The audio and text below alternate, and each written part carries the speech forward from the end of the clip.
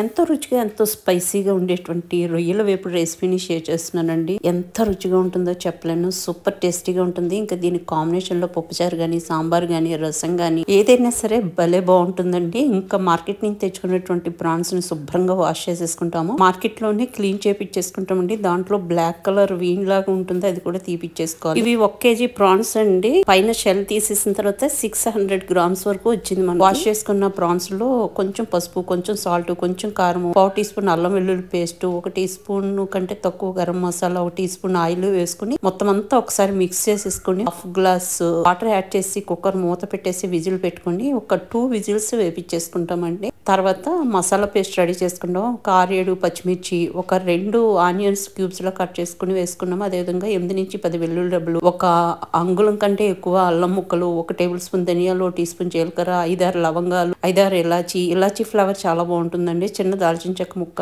మరాఠీ మొగ్గ, అదేవిధంగా జాపత్రి వేసుకుని గ్రైండ్ చేసేసుకుంటాం. సరిపడా వాటర్ వేసుకుని ఇప్పుడు మూకుడు పెట్టేసుకుని 2 tablespoon నిండా మనం ఆయిల్ వేసుకుంటామండి. ఆయిల్ కొంచెం బాగానే పడుతుంది. ఇంకా దాంట్లో ఎండుమిర్చి, కరివేపాకు, జీలకర్ర వేసుకున్న తాలింపు వేగిన తర్వాత మనం గ్రైండ్ చేసుకున్నటువంటి మసాలా పేస్ట్ యాడ్ చేసేసుకుంటాం. యాడ్ చేసుకున్న తర్వాత ఒకసారి మిక్స్ చేసుకుని పసుపు, రుచి సరిపడా సాల్ట్, 2 teaspoonలు కారము వేసేసుకుంటాము. అది యాడ్ చేసుకున్నప్పుడు కొంచెం చూసుకుని వేసుకోవాలి. ఎందుకంటే ప్రాన్స్ మనం బాయిల్ చేసేటప్పుడు వేసుకున్నాం కదండి. కొంచెం అట్లా మిక్స్ చేసుకున్నాక మనం బాయిల్ చేసుకున్నటువంటి ప్రాన్స్ ని విత్ వాటర్ యాడ్ చేసేస్తామండి. ఒకసారి మొత్తం అంతా మిక్స్ చేసుకుని కొంచెం కొత్తిమీర కూడా యాడ్ చేసేసుకుని చక్కగా మొత్తం అంతా ఎగిరిపోయే వరకు, మనం వేసిన ఆయిల్ సెపరేట్ అయ్యే వరకు ఉడకనిస్తామండి. టోటల్ మనకి 20 minutes వరకు పడుతుంది అనమాట. నేను ఈ రొయ్యల వేపుడు కాంబినేషన్ లో పప్పుచారుని చేయటం జరిగిందండి. పప్పుచారుకి సంబంధించినటువంటి రెసిపీ కూడా నేను ఆల్రెడీ పోస్ట్ చేశాను. ఈ విధంగా చక్కగా ఎగిరిపోయిందండి. ఆఫ్టర్ 20 minutes ఇంకా సర్వింగ్ డిష్ లోకి తీసుకుని వేడిగా సర్వ్ చేయటమేనండి. మీరు వైట్ రైస్ లో కలుపుకుని తింటుంటే అద్భుతం అనిపిస్తుంది. ఆ టేస్ట్